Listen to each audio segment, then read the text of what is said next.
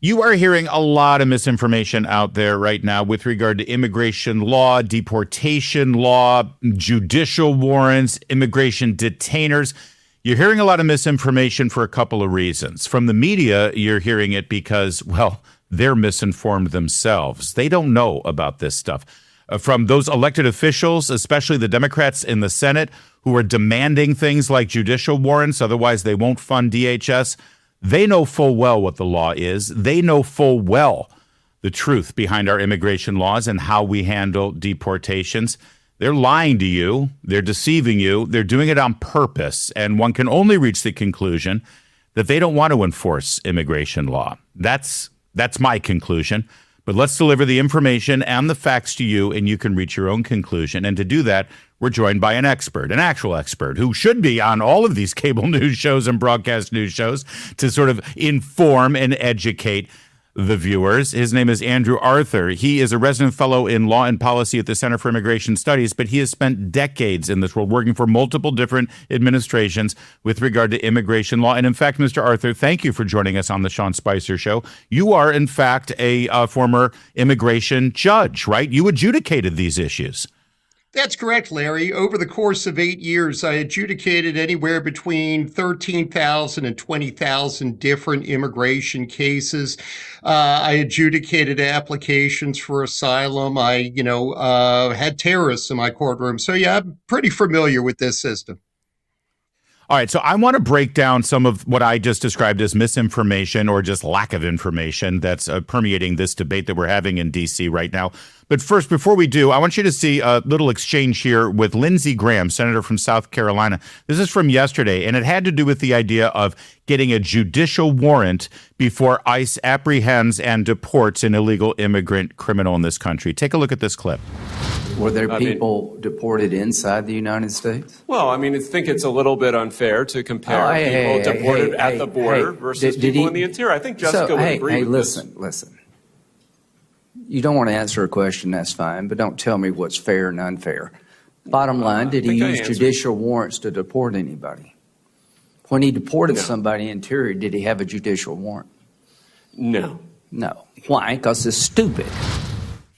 That's good point there. They were talking about all the deportations that President Obama was responsible for the 8 years he was president. And of course, he didn't need a judicial warrant. So first, let's get to definitions, Andrew Arthur. What is the difference between a judicial warrant that would be obtained by ICE if the Democrats have their way before anyone is apprehended and deported if they're an illegal alien versus the current process right now with these detainers and what is it called, a deportation order from an immigration judge?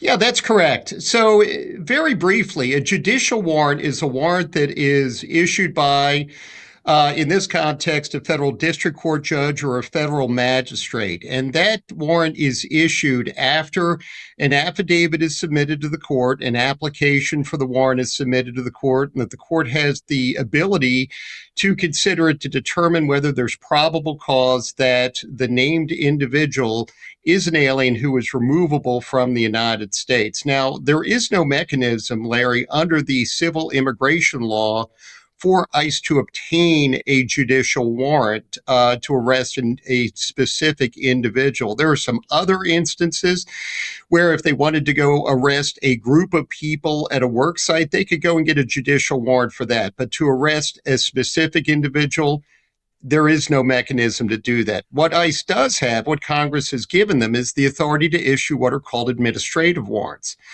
8 United States Code 1226A authorizes ICE officers to obtain from within the department a warrant based upon probable cause that an individual is removable from the United States and then take that individual into custody and detain that individual.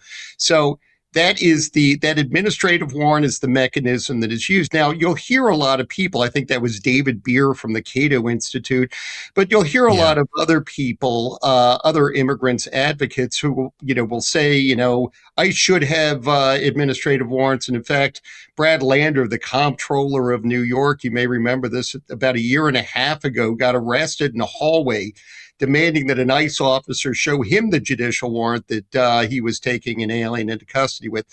But yeah, they don't exist. And some people understand they don't exist and they use them as a canard in order to avoid enforcement. Or alternatively, they watch a lot of Law and Order. They listen to what a lot of other uninformed people say, or, some third option. And they're convinced that there is some judicial warrant out there that ICE could get, but they just refuse to obtain. So when Senate Democrats, they're withholding funding for the Department of Homeland Security right now at a moment when we're engaged in a military battle with the leading state sponsor of terrorism on the planet. It's why the Department of Homeland Security was created and funded in the first place, but it is lacking funding right now. And one of the demands Democrats have put out was that nobody gets deported or apprehended by ICE unless there's that judicial warrant. You just said that there's no mechanism for that judicial warrant. So are they just lying about this? Are they setting up an impossible task? So if we were to go back 20 years, to the Congress that existed back in 2006 after the terrorist attacks of 9/11, or 30 years, you had a lot of members of Congress who knew the ins and outs of the immigration law. They understood the vulnerabilities and they understood how the whole system works. Unfortunately, today, we don't really have that level of knowledge on Capitol Hill. Capitol Hill's gone. The Senate has gone from the world's most elite debating system. What's that? Andrew Arthur, I got to jump in here because you may be right, the point you're making, but Chuck Schumer was around 20 years ago. He's the leader of the Democrats in the Senate. He's got his name on these demands, so he can't claim ignorance. Yeah, but I think that a lot of the senior members get caught up in the stream of lack of information, lack of knowledge, or perhaps Chuck really, wasn't that on the ball 30 years ago. But yeah, I mean, all right, I'll grant you that. All right. When you talk about people like, John Conyers or Mr. Delahunt or, a lot of the people who were in the Democratic Party back in the day, and then, you talk about people like Henry Hyde, Lamar Smith of Texas, those were individuals who were engaged in the viscera of immigration enforcement, which is why those are the individuals that drove the immigration reform or the Immigration Act of 1996, the one that, completely revamped the system and made it possible for ICE to go in and arrest all of these people.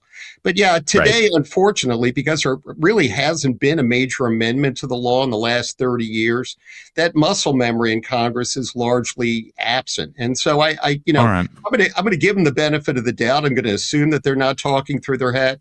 But yeah, I think that there definitely is a information deficit, Larry. Let's put it that way. Mr. Arthur, I think you're more of a statesman than most of them, but I'll let you take the high ground. You guys know that American small businesses are the absolute backbone of our economy, but many small businesses find trouble getting funding from traditional banks because it's a huge uphill battle. And 36 million small businesses report that 70% of them, 70% need additional capital. Maybe that's for expansion, buying new stuff, hiring new stuff. It doesn't really matter. Revenue's at an all-time high, but big banks are tightening their standards, making it very difficult if you have a small business. So if you want those bank rates without the bank delays, go to Cardiff.co. So it's Cardiff, Cardiff.co, not .com, not .edu. Cardiff.co/Spicer, and you get up to $500,000 of same-day funding. Cardiff is the largest privately held small business lender in the United States. They've lent out over $12 billion since 2004. The application takes less than 5 minutes. It has no impact on personal credit, and approvals happen within minutes. Banks try to lock out small businesses. Cardiff brings them in. Big banks may not want to approve your loan, but Cardiff does.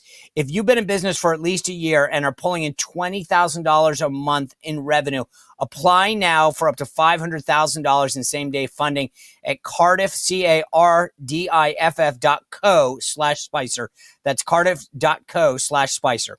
Let me ask you this. In short, two-part question. How many illegal immigrants right now facing deportation do you believe there are in this country? And follow-up question, if ICE or the Department of Homeland Security were compelled to draw a judicial warrant for each and every one of them, How long would that take? Do we have a system set up to be able to handle all of those judicial warrants? So, Larry, I'm not one of those people who's going to tell you there's 25 million or 100 million or 150 million illegal aliens in the United States. The Center for Immigration Studies, where I work, goes through the census data, and we've determined that there are just right now fewer than at about 15 million illegal aliens in the United States. Still a big number. Still a lot. Yeah, big number. It's a lot of people. And, thanks to the funding that was provided by H.R. 1, the One Big Beautiful Bill Act, ICE has increased resources to, carry out its duties. But the entire immigration enforcement system would come to a crashing halt if ICE had to obtain judicial warrants for all of those people. I've drafted, warrants for workplaces before, and that would take me a week to a week and a half to actually get it ready to put on the judge's desk. So if you multiply 15 million times a week and a half times 6,000 to potentially 9,000 ICE officers in the future, you could do the math and see that it would take about 500 years to, get warrants for all those people, get them into custody, and take them out of the United States. But here's the other factor that nobody's talking about, and this one's much more significant. We only have about 700 to 800, district court judges and magistrate judges in the United States. If they were forced to review and sign judicial warrants for even 1 million unauthorized aliens in the United States, it would literally bring our judicial system to a crashing halt. There would be no way for them to do it. But here's the other thing, Larry. There's no reason to do it. Again, as you kindly noted at the outset, I used to be an immigration judge. If ICE takes somebody into custody, they don't simply put them, on a bus or put them on a plane and shoot them out of the United States. That's the beginning of due process for those individuals. It's not the end. That individual is brought in front of an immigration judge. The immigration judge explains all of that alien's rights to them and asks them whether the allegations that ICE has raised against them are true. And then that judge has to make a determination based on the facts and the evidence whether that alien is removable. Now, in most instances, ICE arrests the right people. They are removable. But I can tell you, even back in 2006 when I started, or throughout the Obama administration when I served as an immigration judge, there were individuals who were taken into custody, charged with removability that I found weren't removable. So, again, it's crucial to note, people focus on judicial warrants because they think that that's the beginning of the end of the system. They watch too many, bad, sitcoms, and they think that as soon as, somebody's grabbed, they're gone. They're not. Right. It's the beginning of a very long process that can end up at the circuit court and ultimately the Supreme Court. So it's very important what you just stated. So when ICE apprehends somebody, first of all, do they already have some kind of order to apprehend someone? It's not like they're just stumbling across. I mean, sometimes they stumble across somebody and they decide to apprehend them. But if there's a targeted sort of operation going on and Tom Holman's overseeing it and ICE is going out there because they have information about a specific individual or group of individuals, there's already some legal paperwork there preceding that event, isn't there? Yeah, the administrative warrant can only be issued upon probable cause. So a higher level DHS official has to find that there is probable cause that the individual is an alien who is removable from the United States. That's the Fourth Amendment part of this. As soon as they're taken into custody, that's when the Fifth Amendment due process clause comes into effect. That's where the judge has to make a decision whether or not the person is removable, and that person gets a panoply of rights in the course of that process. So yeah, there's paperwork that precedes it, there's paperwork that accompanies it, and then there's paperwork that comes after it. And if you've ever seen an alien file, which is the document that we use to keep all that paper, they can be huge, and sometimes they run volumes. So forgive me, because again, I'm not a lawyer, I'm not an expert, you clearly are, that's why you're here. You've got a higher up DHS official getting an administrative warrant or detainer to go and identify a specific individual they believe that has every reasonable reason to believe that this person should be apprehended and deported. Then and that's their Fourth Amendment right. Then they're put in front of an administrative judge, an immigration judge, where they are evaluated under their Fifth Amendment rights to see if, in fact, the charges against them are true. They're able to defend themselves. And then, depending on what that judge determines, they're either deported or they're released. What you're describing to me, sir, again, I'm not an expert, that sounds like due process. What am I missing here? Because I'm told these people are being apprehended and deported without due process. It's a lot more due process than you're going to get in divorce court, landlord-tenant court, or other similar civil or traffic court. In DC, if I go 5 miles over the speed limit, they take a picture of my car and send me a bill for $200. Where's my due process? Exactly, Larry. And, again, people get caught up in fancy words that, they like and they sound good, but they really don't understand what they mean. And again, as I noted at the outset, that includes a lot of members of Congress. So, but yeah, when you actually sit down, look at what that process is, every court that has ever reviewed the immigration court system has found that it satisfies due process. And if any immigration judge denies due process, there's a higher tribunal called the Board of Immigration Appeals. They can find you denied them due process. And then if the board doesn't agree with you, then the circuit court can find that you've denied due process. And here's a little secret, Larry. The Ninth Circuit Court of Appeals in particular, the one that sits in San Francisco, they're not shy about finding due process violations. So, this is a very constitutional system that we have. And, unfortunately, I think people do mistake the initial arrest with the final removal. And again, these everything that you just described, these are laws that were debated and voted on in Congress and signed into law by a president. What year again is the basic set of laws that we're operating under right now? What year were those enacted? So the first law was passed under President Truman, I think it was, in 1952. The last one was signed by William Jefferson Clinton in 1996. And let me give you an idea how popular that was, Larry. That one passed on a voice vote. There wasn't even a recorded vote, except to the degree that it went along with a appropriations bill that it was with. So these were not controversial laws at the time because the people that passed those laws actually understood how the law works. Fast forward to today, and it's just a lot of anger and rancor. And politics. And politics. And politics is a whole lot of politics. So listen, thank you for that big picture look. So now let's bring it home, because right in Washington, D.C.'s backyard in Fairfax County, there's a story that's been getting a lot of news. The murder of a woman who was riding mass transit. She was riding a bus because she lives in a highly concentrated area, Fairfax County, and Democrats do love making sure that everybody rides mass transit.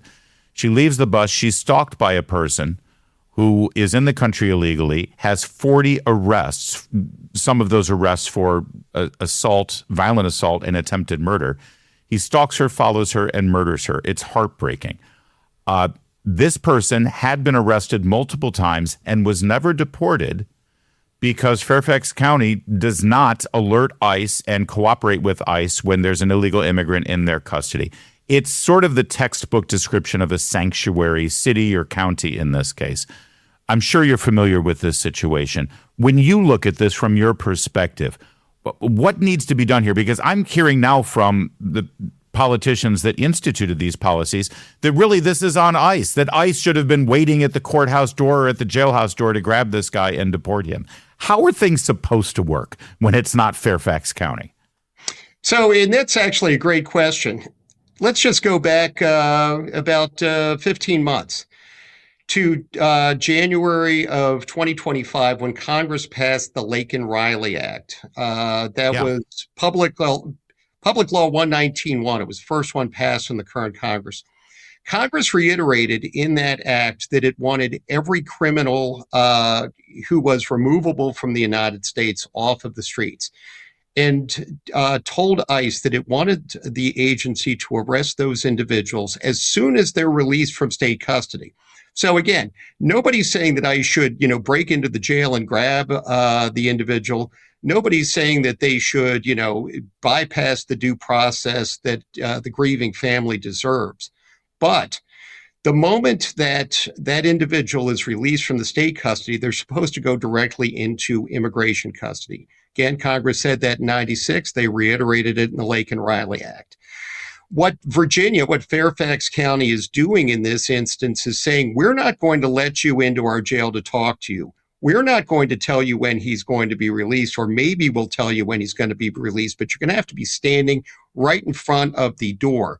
We're not going to let you into the facility, a safe place where everybody's been screened for guns, before you take him into custody. We're going to force you to wait on the street where there are passersby, bystanders.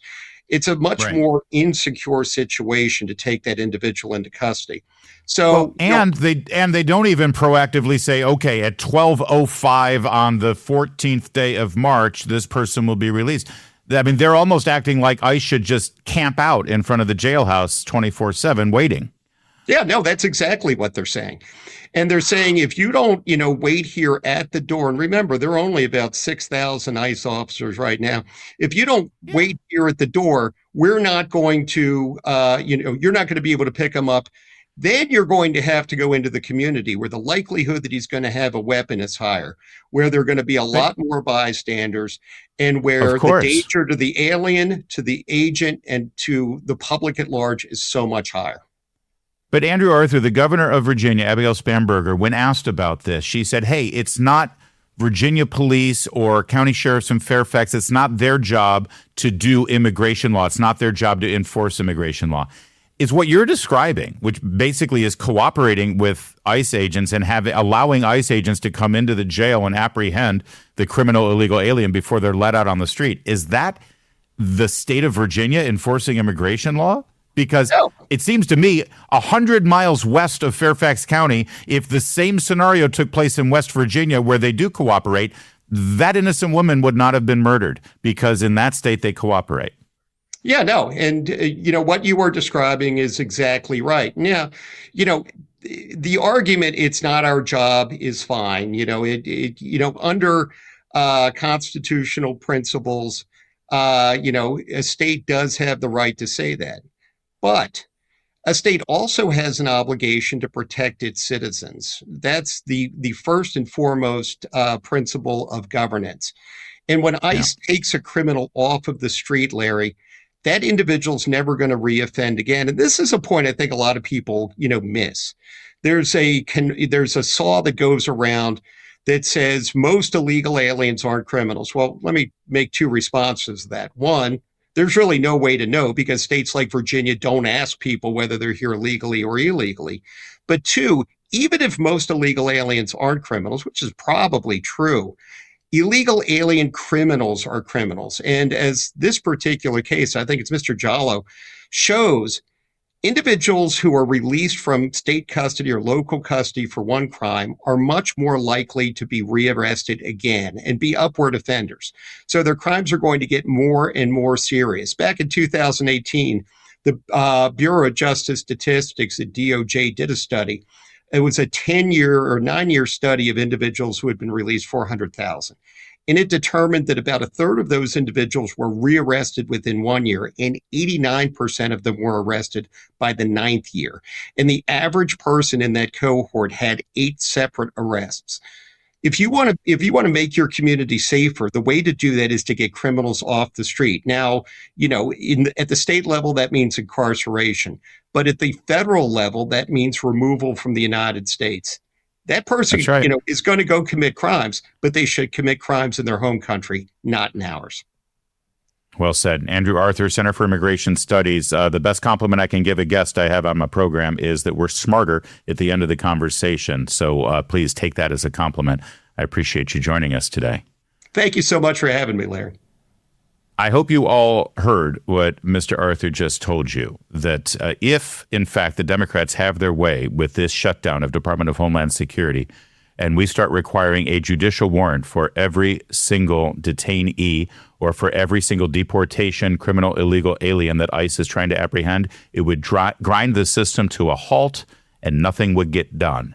And that, my friends, is exactly what Democrats want.